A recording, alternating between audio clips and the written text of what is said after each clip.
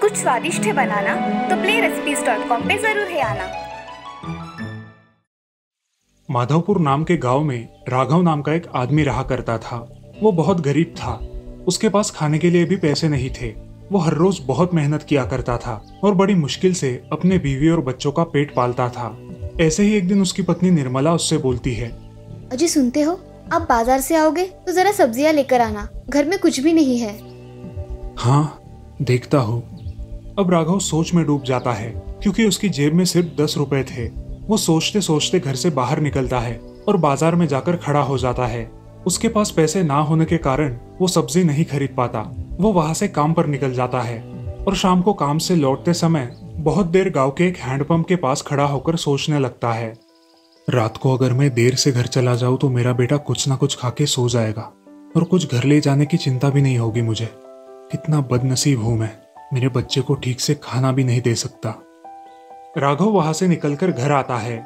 आपको आने में इतनी देर कैसे हो गई? क्या हुआ? निर्मला की बात सुन के राघव को रोना आ गया और वो फूट फूट कर रोने लगा। अरे निर्मला, देखो मेरा नसीब, मेरे बेटे को मैं ठीक से खाना भी नहीं दे सकता। इससे ज्यादा और क्या दुख होगा एक बाप के लिए। अजी आप ऐसा क्यों सोचते हैं? शुभ शुभ सोचिए, सब कुछ ठीक हो जाएगा। कल से मैं भी काम पर जाया करूंगी, इससे हमारी परिवार की जरूरतें भी पूरी हो जाएंगी। अगले ही दिन से निर्मला खेतों में काम करने के लिए जाती है। वो दोनों भी खेतों में दिन भर काम करते हैं और थके हुए रात को घर आते हैं। सुनते हो, आज मुझे दिन भर काम करके 30 रुपए मिले हैं। इससे अब हमारा घर का खर्चा चल जाएगा। आपको अब ज्यादा सोचने की जरूरत नहीं है। आप अपने बेटे को सारी चीजें ला सकते हैं। निर्मला, मैं क्या करूं? मुझे तुमसे पैसे लेने पड़ रहे हैं। आप ऐसा मत सोचिए। राघव उन पैसों से घर का खर्चा करता है और बचे हुए पैसों से उसके बच्चे के लिए किताबें खरीदता है। किताबें लेकर राघव घर आता है और अपने बच्चे को देता है। पिताजी, आपने मुझे बुक ही लाए। मैंने आपसे गाड़ी भी मांगी थी। मेरे सारे दोस्तों के पास गाड़ियां हैं, मुझे भी गाड़ी चाहिए। अब राघव सोच में पड़ जाता है और सोचते सोचते घर के बाहर चला जाता है। हे भगवान, अब मैं क्या करूं? मेरे बच्चे को कहां से खिलौने ला कर दूं? इसकी जरूरतें तो खत्म ही नहीं हो रही।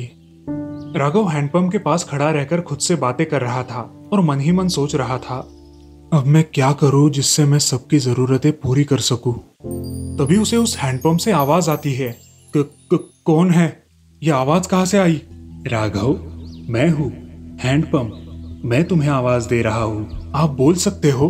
हाँ, मैं एक जादुई हैंडपंप हूँ और मैं बोल भी सकता हूँ। मैं गरीब और जरूरतमंद लोगों की मदद करता हूँ। बोलो, तुम्हें क्या चाहिए? मैं तुम्हारी सारी जरूरतें पूरी करूंगा। तुम एक बहुत नेक दिल इंसान हो।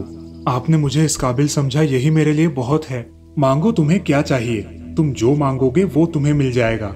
हे हैंडपंप, मुझे 1000 रुपए चाहिए जिससे मैं अपने घर की जरूरतें पूरी कर सकूं। अच्छा ठीक है, तुम मेरे हैंडपंप के डंडे को जोर जोर से चलाओ।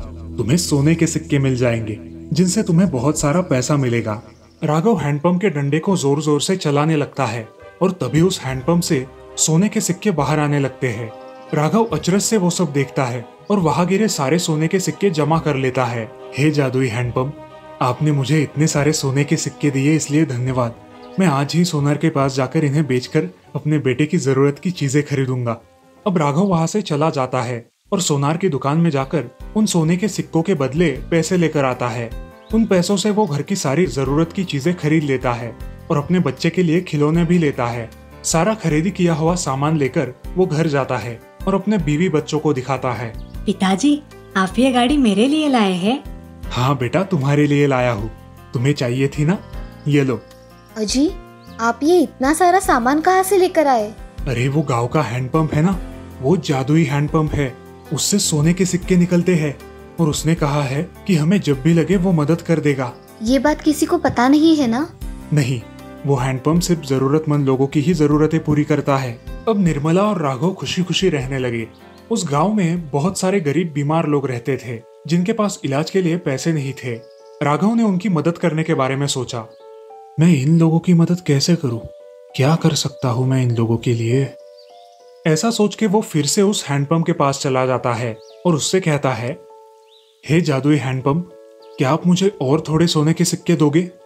मगर तुम्हें अब सोने के सिक्के क्यों चाहिए? पिछली बार तो दिए थे। आपने मुझे जो पिछली बार सिक्के दिए थे उससे मैंने अपने घर की जरूरतें पूरी की, मगर अब मुझे इस गांव के गरीब लोगों की मदद करनी है और उनकी मदद करने के लिए मुझे आपकी मदद चाहिए। ये तो बहुत अच्छी बात है, मैं तुम्हारी कोई भी मदद कर सकता हूँ। क्या सच में आप मेरी मदद करोगे? हाँ राघव। अब राघव उस हैंडपंप की सहायता से गांव के सभी गरीब और जरूरतमंद लोगों की मदद करने लगा। उसने अपने साथ साथ पूरे गांव की भी खूब तरक्की की। हैंडपंप, तुम्हारा बहुत बहुत धन्यवाद, तुमने मेरी बहुत मदद की है। मैं अच्छे लोगों की मदद करने के लिए हमेशा तैयार रहता हूँ। इस कहानी से हमें ये सीख मिलती है कि हमें अपने साथ साथ सभी की तरक्की हो ऐसी कोशिश करनी चाहिए। हरिहरेश्वर गांव समुंदर के किनारे बसा था। वहां के लोग खुशहाल जिंदगी जी रहे थे। उसी गांव में एक मछुआरा था साईनाथ, जो अपनी पत्नी भावना और बेटे गोपी के साथ रहता था। गोपी काफी मोटा था। गांव के लोग उसे मोटू मोटू कह के बहुत चिढ़ाते थे, लेकिन गोपी को इस बात से ज्यादा फर्क नहीं पड़ता था क्योंकि वो बड़ा आलसी था। एक दिन साईनाथ की तबीयत खराब हो गई। गोपी आंगन में खटिए पे सोया था। साईनाथ ने गोपी से कहा, बेटा कब तक सोते रहोगे? आज मैं मछलियां पकड़ने नहीं जा सकता, तुम चले जाओ। खटिया पे सोया गोपी थोड़ा चिढ़ गया। क्या हुआ पिताजी, मछलियां कहीं भागी जा रही है क्या? दिन पूरी हो जाएगी तब जाऊंगा। बेटा दिन चढ़ा आया है, अब दोपहर होगी, मछलियां नहीं मिलेंगी तुम्हें। जाता हूँ पिताजी। आपको मछलियां मिलने से मतलब है ना, अब जाइए आपका काम कीजिए। कुछ देर करवटें बदलने के बाद गोपी मछलियां पकड़ने निकल पड़ा, लेकिन आधे रास्ते पहुंचते ही वो थक कर एक पेड़ के नीचे बैठ गया। ठंडी हवा के झोंकों की वजह से उसे वही नींद आ गई। शाम को आंखें खुली तो वो भागते हुए नदी के पास गया और कुछ मछलियां पकड़ के घर निकला। उन मछलियों को पकाकर खाया, लेकिन बेचने के लिए कुछ नहीं बचा था और उस दिन वो पैसे नहीं कमा पाया। बहुत दिन यही सिलसिला शुरू था। साईनाथ को अब चिंता होने लगी। घर में बिल्कुल पैसे नहीं थे। एक दिन एक अनजान लड़का उनके घर आया। कौन हो तुम बेटा, क्या चाहिए तुम्हें? मेरा नाम पिंटू है, मैं मेरे पिताजी से मिलने आया हूँ, उनका नाम गोपी है। ए लड़के, क्या बकवास कर रहा है? मेरी तो अभी शादी भी नहीं हुई है। ये क्या कह रहे हो पिताजी, मुझे माँ ने आपके पास भेजा है, आप हमें छोड़ के यहाँ चले आए। ये क्या नाटक कर रहा है? एक थप्पड़ लगाऊंगा अनाप शनाप बातें की तो। निकल यहाँ से। गोपी की डांट सुन के पिंटू जोर जोर से रोने लगा। अरे ऐसे क्यों डांट रहे हो?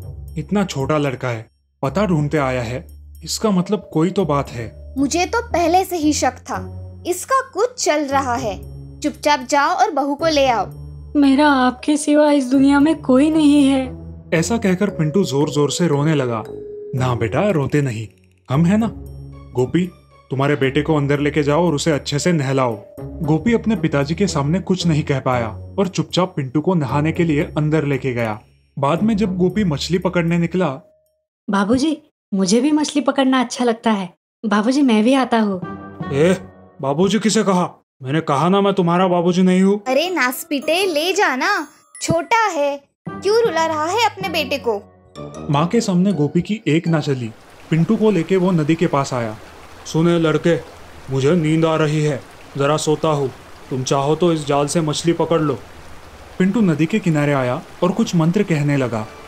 ओम मत्स्य देवाय नमः, त्वम स्वागतम करिष्ये, आवामि आवामि। बस देखते ही देखते एक एक करके मछलियां पानी से उछलकर उसकी टोकरी में आके गिरने लगी। धीरे धीरे उसकी टोकरी मछलियों से भर गई। जब गोपी नींद से उठा तो टोकरी देखकर चकरा गया। क्यों बाबूजी, देखा, मैंने कहा था ना मुझे मछलियाँ पकड़ना आता है। चलिए उन्हें बेचकर घर चलते हैं। दोनों थोड़ी सी मछलियां गले में टांग के बाजार जाते हैं और वो मछलियां बेचकर घर आते हैं। दादाजी ये लीजिए पैसे, मैंने और बाबूजी ने बहुत सारी मछलियाँ पकड़ी और बाजार में जाकर उन्हें बेच दिया। होय होय, मेरा पोता कितना गुनी है, किसी की नजर ना लगे। इसके आने से तो हमारे भाग ही खुल गए। दादी जी, क्या आप ये मछलियाँ हमारे लिए पकाएंगी? हारे मेरे मुन्ना, क्यों नहीं। भावना ने प्यार से पिंटू को गले लगाया। अब रोज गोपी और पिंटू नदी पर जाते। गोपी अच्छी नींद निकालता और पिंटू मंत्र पढ़ के मछलियाँ पकड़ता। ये सिलसिला कई दिनों तक शुरू रहा। एक दिन गोपी के मन में ख्याल आया, ये रोज रोज इतनी मछलियाँ कैसे पकड़ता है? कमाल है, देखना पड़ेगा ये आखिर करता क्या है। गोपी ने सोने का नाटक किया और पिंटू को मंत्र पढ़ के मछलियाँ पकड़ते हुए देख लिया। ये सब देख के वो चकित हो गया। बेटा तुम कोई जादूगर हो क्या? कौन हो तुम? मुझे कुछ मत करो, मैं तुम्हारे पैर पड़ता हूँ। क्या बाबूजी, आप मजाक कर रहे हो? मैं कोई जादूगर नहीं हूँ। मेरे नाना जी ने मुझे यह मंत्र सिखाया था। रुकिए, मैं आपको सिखाता हूँ। ऐसा कहकर पिंटू ने गोपी को मछली पकड़ने वाला मंत्र सिखाया। फिर गोपी ने वो मंत्र पढ़ा। ओम मत्स्य देवाय नमः त्वम स्वागतम करिष्ये आवामि आवामि। और क्या आश्चर्य, मछलियाँ अपने आप टोकरी में आके गिरने लगी। गोपी खुश हो गया। ऐसे ही कुछ दिन बीत गए और एक दिन एक औरत और एक आदमी गोपी के घर आई। माँ, माँ। पिंटू खुशी से अपनी माँ से जाकर लिपट गया। ये देख घर वाले बहुत हैरान हो गए। गोपी भैया, मुझे माफ करना। दरअसल मेरा नाम भी गोपी है और पिंटू मेरा बेटा है। मैंने पिंटू की माँ से छुपकर शादी की थी। घर वालों को मनाने के लिए समय चाहिए था, लेकिन मुझे विदेश में नौकरी मिल गई और हालात ऐसे हो गए कि मुझे तुरंत ही विदेश जाना पड़ा। मेरी फैमिली ने बहुत तकलीफ उठाई है। जब ये वापस आए तो पिंटू को गायब देख परेशान हो गए और हम उसे ढूंढने के लिए बाहर निकले। ये श्री कृष्ण नगर तीसरी गली पड़ोस के गांव में भी है, लेकिन गलती से पिंटू यहाँ आ गया और एक जैसे नाम की वजह से ये गड़बड़ हो गई। क्षमा कीजिए, पिंटू की वजह से आपको बहुत परेशानी हुई होगी, क्षमा करें। पिंटू अपने असली माता पिता के साथ वहां से निकल गया और मोटू पिंटू के सिखाए मंत्र की मदद से हर रोज मछलियां पकड़ने लगा, अच्छे खासे पैसे कमाने लगा और खुशी खुशी अपने परिवार के साथ रहने लगा।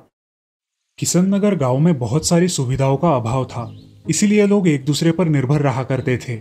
उस गांव में बैंक भी नहीं था।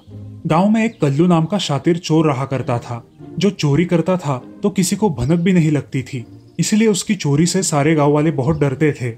एक दिन गांव के मंदिर में एक भव्य पूजा का आयोजन किया गया था। उस पूजा में शहर से नेताजी आने वाले थे। पूजा संपन्न हो जाती है और नेताजी उस गांव की परिस्थिति देखकर उस गांव को सहायता निधि प्रदान करते हैं। उस गांव में एक एटीएम मशीन लगाने का ऐलान करते हैं। ये सुन के गांव वाले बहुत खुश हो जाते हैं और कुछ ही दिनों में गांव में एटीएम मशीन लगवा दिया जाता है। ये खबर कल्लू तक पहुंच जाती है। कल्लू को लोगों को ठगने के लिए एक नया मौका मिला था।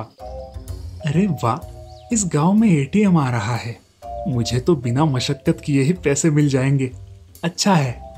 कुछ गांव वालों को पता था कि एटीएम का उपयोग कैसे किया जाता है, मगर बहुत सारे गांव वालों को ये पता नहीं था। इसलिए वो जो भी आदमी एटीएम के आसपास मिले उसकी मदद लेकर पैसे निकलवाते थे। इसी मौके का फायदा उठाकर कल्लू और कल्लू के साथी लोगों को ठगा करते थे, उनसे पैसे एटा करते थे। एक दिन कल्लू एटीएम मशीन के पास अपना भेष बदलकर खड़ा होता है और वहाँ एक बूढ़ी औरत आती है। वो उससे कहती है, बेटा, मेरे बेटे ने इस अकाउंट में पैसे जमा किए हैं, क्या तुम मुझे पैसे निकाल कर दोगे? हाँ माँ जी, क्यों नहीं, मैं तो यहाँ इसीलिए रुका हूँ। क्या बोल रहे हो बेटा? कुछ नहीं माँ जी, ऐसे ही। चलिए, मैं आपको पैसे निकाल कर देता हूँ। अच्छा चलो। अब कल्लू उस बूढ़ी औरत से एटीएम कार्ड मांगता है और कार्ड को मशीन में डालकर उस औरत से पूछता है, माँ जी, आपको बैंक में से कितने पैसे निकालने हैं? 2000 रुपए निकालने हैं। ये लो बेटा, उसका पिन। बूढ़ी औरत कल्लू को उसका पिन बता देती है और कल्लू बूढ़ी औरत को 2000 रुपए निकाल कर देता है। कल्लू उस औरत का कार्ड अपने पास रखकर उस औरत को एक नकली कार्ड देता है।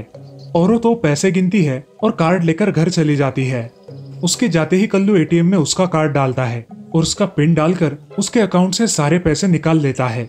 कल्लू की तो चांदी हो जाती है। बिना कुछ किए उसे बहुत सारे पैसे मिलते हैं। ये लो साथियों, 10,000 रुपए, चलो पार्टी करेंगे। धन्यवाद सरदार।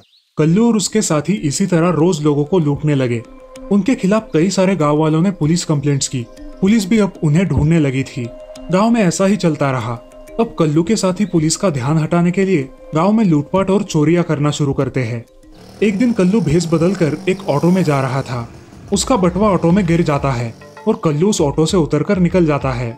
ऑटो वाला वो पड़ा हुआ बटवा देखकर उस आदमी को ढूंढने लगता है, मगर उसे वो कहीं दिखाई नहीं देता।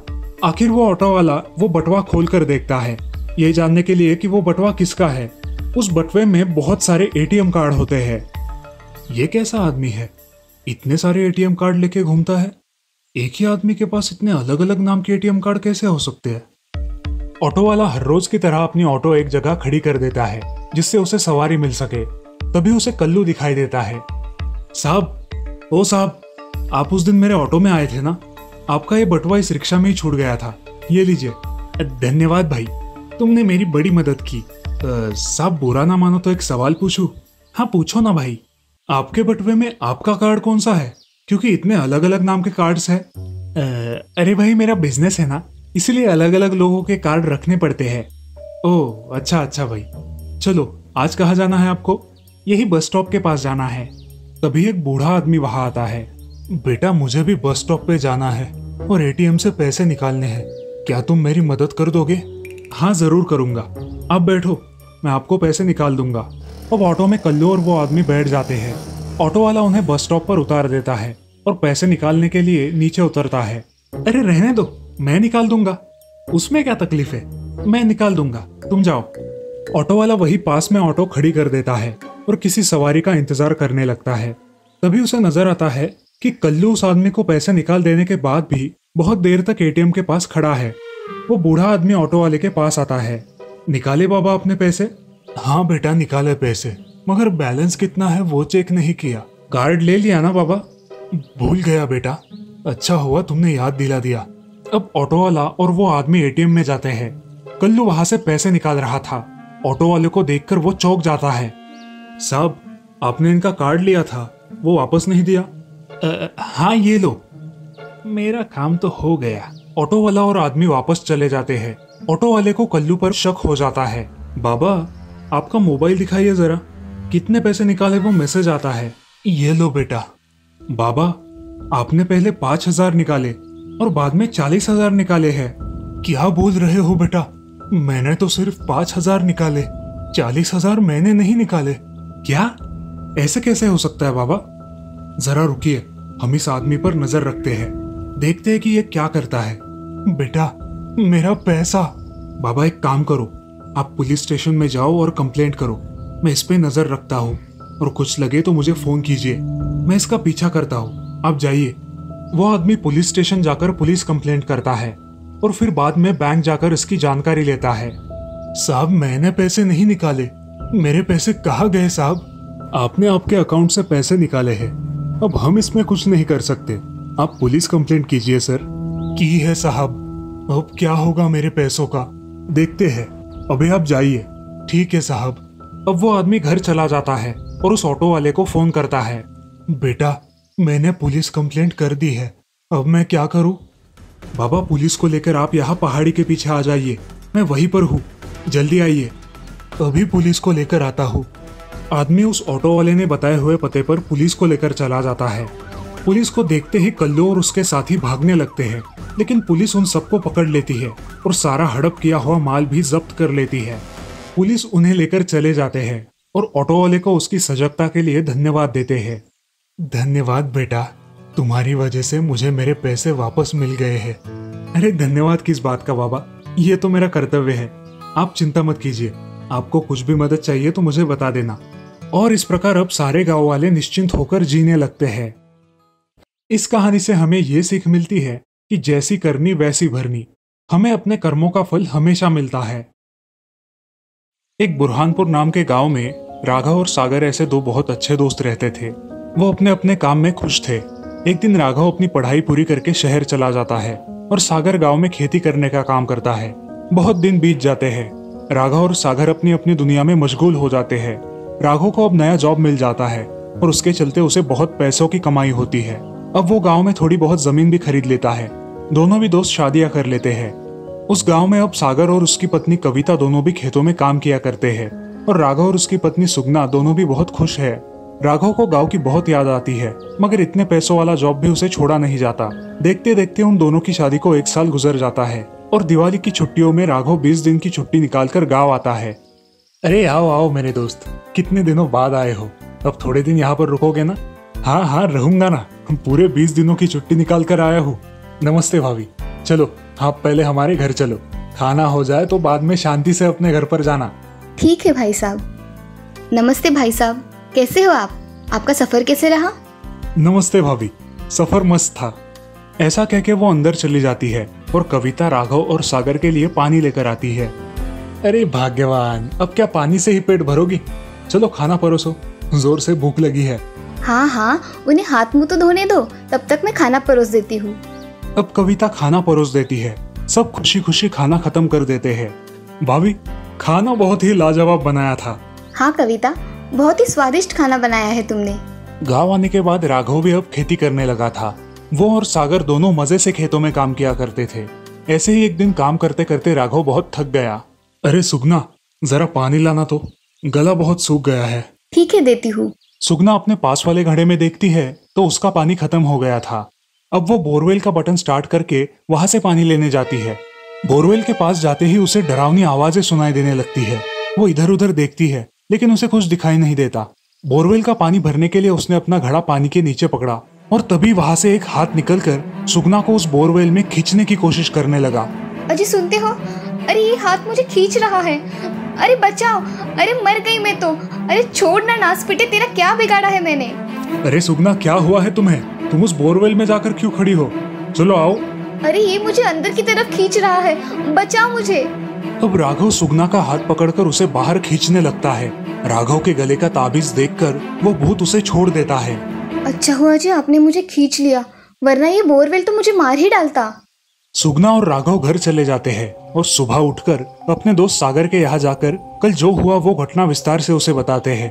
अरे राघव, मैं इस भूत प्रेत पे विश्वास नहीं रखता, मगर तूने जो जमीन ली है ना, उसकी बोरवेल बहुत पुरानी है और लोग कहते हैं कि वहाँ पे भूत का साया है।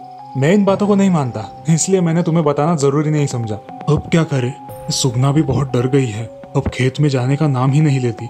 अब मैं जल्द ही यहाँ से निकल जाऊंगा। अरे राघव, निकल जाना समस्या का हल तो नहीं है ना, और तुम निकल कर कभी ना कभी तो वापस आओगे ही अपनी जमीन के पास। क्या तब भी भाग जाओगे? समस्या भागने से और बढ़ेगी, और समस्या का समाधान कर दिया तो कम हो जाएगी। हाँ, तुम बोल रहे हो वो भी सही है, उस भूत का ठिकाना लगाना ही पड़ेगा। अब वो दोनों उस रात को खेत में चले जाते हैं और एक पेड़ के पीछे छुप जाते हैं। वो बोरवेल को शुरू कर देते हैं और चुपचाप एक जगह खड़े होकर सब देखने लगते हैं। कुछ देर बाद उस बोरवेल से एक चुड़ैल बाहर निकलती है और जोर जोर से आवाजें करने लगती है। कौन है? किसने मुझे बुलाया है? आज तो मैं सबको खा जाऊंगी। कहाँ मर गए सबके सब? अरे सागर, हमने कोई गलती कर दी क्या? अब क्या करें? इससे कैसे बचे? डरो मत, अब हम इसके बोरवेल में जाने का इंतजार करेंगे। चुपचाप खड़े रहो। अरे मुझे बहुत डर लग रहा है, अब हम क्या करें? चलो भाग चलते हैं। चुपचाप खड़े रहो यहाँ पर, आवाज मत करो। सागर और राघव पेड़ के पीछे छुपकर उस चुड़ैल को देखते रहते हैं। बहुत देर हो जाने के बाद भी कुछ खाना ना मिलने की वजह से चुड़ैल जोर जोर से चिल्लाने लगती है। तभी उसे खेत में एक कुत्ता नजर आता है। वो उस कुत्ते के पास जाकर उसे खा जाती है। ये सब देखकर राघव और सागर डर के मारे पानी पानी हो जाते हैं। अब चुड़ैल वापस बोरवेल के अंदर चली जाती है। सुबह हो जाती है और राघव और सागर अपने घर चले आते हैं। अरे सुगना, सच में वहाँ पे भूत है। तुम कल बोल रही थी ना, वो सही है। हमने कल ही हमारी आंखों से भूत को देखा है। मगर हमारी बात का कोई विश्वास नहीं करेगा। अगर हम गांव वालों को ये बात बताएंगे तो वो हमें पागल कहेंगे। मगर क्या किया जाए जिससे सांप भी मरे और लाठी भी ना टूटे? अजी मेरे विचार से हमें बोरवेल के पास सीसीटीवी कैमरा लगाना चाहिए, जिससे हमारे हाथ सबूत आ जाएगा। ये अच्छी कल्पना है। अब राघव उसी दिन जाकर एक सीसीटीवी कैमरा लेकर आता है और एक इलेक्ट्रिशियन की मदद से उसे खेत में फिट करवा देता है। अब एक औरत उस बोरवेल पे पानी पीने के लिए आती है। बचाओ, ये नासपिटी ने मुझे पकड़ लिया है, बचाओ बचाओ मुझे। वो चुड़ैल उसे भी खा डालती है और बोरवेल में चली जाती है। ये सब सीसीटीवी कैमरे में रिकॉर्ड हो जाता है। और सुबह जब राघव और सागर खेत में आते हैं तब वो सीसीटीवी फुटेज लेकर घर आते हैं। फुटेज चेक करने के बाद उन्हें दिखाई देता है कि किसी औरत को वो चुड़ैल खा गई। अरे सागर, ये औरत कौन है? हमारे गांव की है क्या? हाँ, अरे ये हरिया की बीवी लक्ष्मी है। ये कल उस भूतिया बोरवेल पे पानी लेने के लिए गई थी और उसका पति इसे गाँव में ढूंढ रहा है, मगर ये कहीं मिली नहीं। अरे कैसे मिलेगी इसको? उसे तो वो चुड़ैल खा गई। अब क्या करे? जब भी कोई बोरवेल स्टार्ट करेगा ये लोगों को आकर मार डालेगी और खाकर चली जाएगी। अब हमें ही कुछ करना होगा। अब दोनों गांव के सरपंच जी के पास चले जाते हैं। वो अपने साथ सीसीटीवी का फुटेज भी लेकर जाते हैं। नमस्ते सरपंच जी। नमस्ते, आइए ना। सरपंच जी, आपकी थोड़ी सहायता चाहिए थी। कैसी सहायता चाहिए आपको? मेरे खेतों में भूत का साया है। वो चुड़ैल बोरवेल में रहती है। हमें उससे जल्द से जल्द पीछा छुड़ाना चाहिए। अगर ऐसा नहीं हुआ तो एक एक करके गांव वालों की जान चली जाएगी। ऐसा थोड़ी ना होता है, हम भूत नहीं होते हैं। हमें पता था कि हम पे कोई विश्वास नहीं करेगा। अच्छा एक बात बताओ, हरिया की पत्नी लक्ष्मी अचानक से गायब कैसे हो गई? अब वो मुझे क्या पता, उस हरिया को ही मालूम होगा। अब राघव और सागर सरपंच जी के घर से निकल जाते हैं। रास्ते में उन्हें हरिया मिलता है। तुम बाबू गांव से आए हो ना, यहाँ क्या कर रहे हो? अरे छुट्टियों में यहाँ आया था। यहाँ तो कुछ अजीब सा ही दिख रहा है, अब मेरा ही ले लो। मेरी पत्नी के साथ कोई झगड़ा नहीं, कोई बवाल नहीं, फिर भी कहाँ चली गई क्या पता। अब तो ढूंढ ढूंढ के थक गया हूँ, सब तरफ देख लिया। चलो तुम मेरे साथ, मुझे तुम्हें कुछ दिखाना है। अब राघव के साथ हरिया उसके घर चला जाता है। राघव और सागर एक जगह बिठाकर उसे वो सीसीटीवी फुटेज दिखाते हैं। वो सब देखकर हरिया हैरान हो जाता है और जोर जोर से रोने लगता है। वो तुरंत राघव के खेत के बोरवेल के पास जाता है और वहां बैठकर रोने लगता है। राघव और सागर उसे समझाने की बहुत कोशिश करते हैं, लेकिन वो उनकी एक नहीं सुनता। हरिया अकेला ही उस बोरवेल के पास रोते बैठता है। अब रात हो जाती है। उस खेत के रास्ते से कुछ डाकू गुजर रहे होते हैं। उन्हें बहुत प्यास लगती है तो वो बोरवेल के पास पानी पीने के लिए आते हैं। तभी उनकी नजर हरिया पर पड़ती है। अरे भाई क्या हुआ, ऐसे क्यों बैठे हो? मेरा सब कुछ बर्बाद हो गया, मैं क्या करूं? अरे हुआ क्या है वो तो बता, हम तुम्हारी मदद कर देंगे। बोल। इस बोरवेल ने मेरी बीवी को खा डाला है, अब मैं क्या करूं? अरे ऐसा भी कभी हुआ है क्या कि किसी बोरवेल ने किसी की जान ले ली?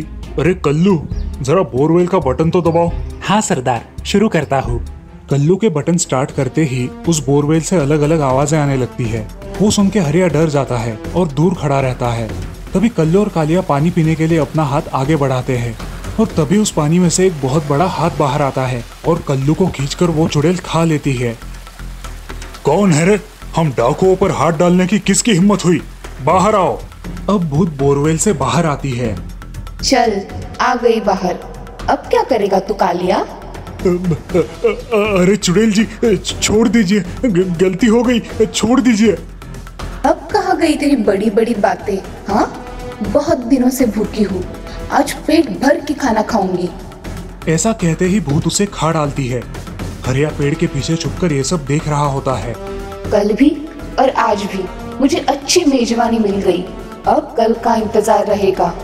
अरे ये नास पीटी तो मुझे भी खा जाएगी, इसका कुछ तो करना होगा, ये किसी को नहीं छोड़ेगी। ऐसा कह के हरिया वहां से चला जाता है। अब राघव और सागर सोचते हैं कि उस भूत का क्या किया जाए, मगर फिलहाल उन्हें कोई उपाय नहीं मिल रहा। अभी वो भूत उस बोरवेल में ही है। अगर आपको इस भूतिया बोरवेल का पार्ट 2 देखना है तो हमारे चैनल को जरूर सब्सक्राइब कीजिए और हमारी अगली आने वाली कहानी का इंतजार कीजिए।